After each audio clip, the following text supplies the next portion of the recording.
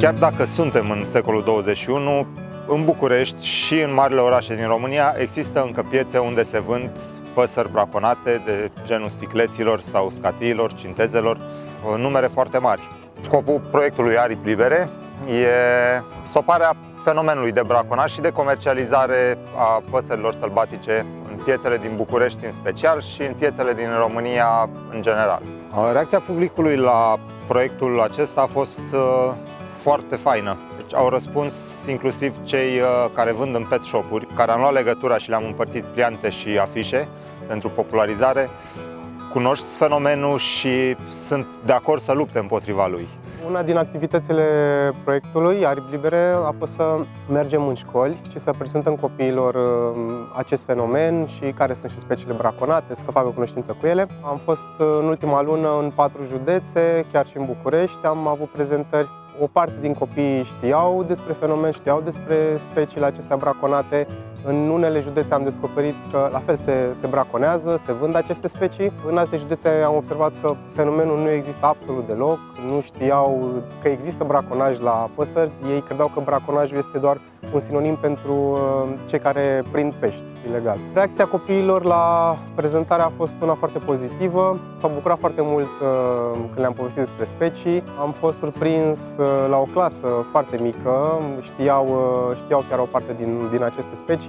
S-a părut foarte interesant proiectul, foarte interesantă prezentarea. Pot să vă asigur că au plecat de la prezentare cu specii învățate. Acum au înțeles exact ce au de făcut în cazul în care se lovesc de o astfel de problemă.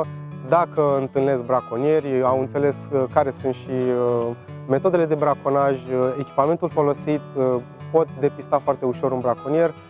Au înțeles ce au de făcut și dacă găsesc specii de vânzare vândute ilegal.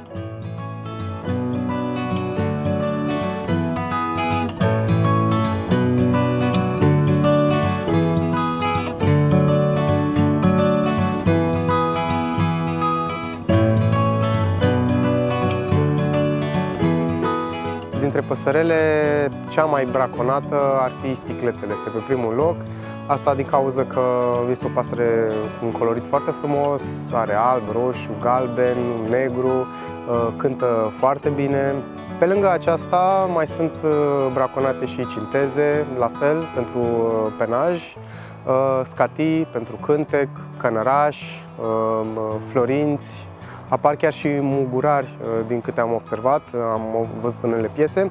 Accidental mai apar și pițigoi. Tot așa, au un colorit frumos, pițigoiul mare, pițigoiul albastru.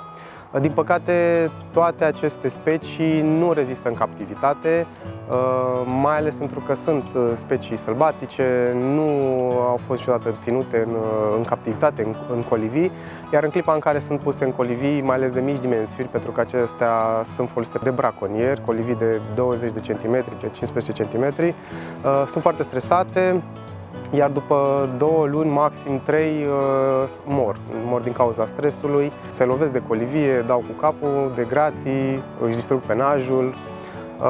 Unele păsărele, de la bun început, au aripile tăiate, tocmai pentru a nu se zbate foarte mult în colivie, sau sunt legate aripile. Pe timp de iarnă putem să ajutăm foarte ușor păsările, au nevoie de hrană. Iarna, evident, este mult mai greu de găsi hrana. Putem să aplasăm hrănitori. În aceste hrănitori punem semințe de floarea soarelui, este cea mai bună hrană pentru păsărele. Pe timp de primăvară putem să amplasăm și cuiburi.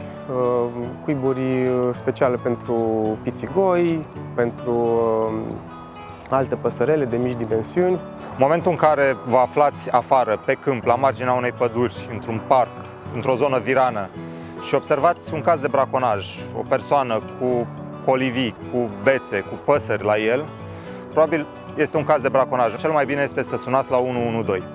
În continuare, autoritățile se vor deplasa și vor lua măsurile care se cuvin.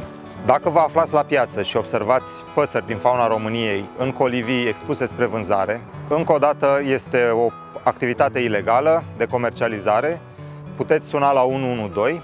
Dacă observați de mai multe ori și este o situație care se repetă, puteți sesiza Garda de Mediu. Pe site-ul Gărzii de Mediu există un formular online de sesizări.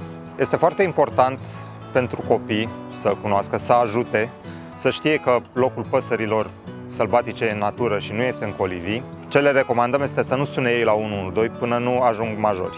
Până ajung majori, să anunțe un adult, să le spună că a observat o faptă de braconaj sau de comercializare ilegală împotriva păsărilor sălbatice și adultul respectiv va anunța autoritățile. Ce ar trebui să țină minte toată lumea este că și comercializarea și capturarea păsărilor sălbatice din fauna României reprezintă fapte ilegale.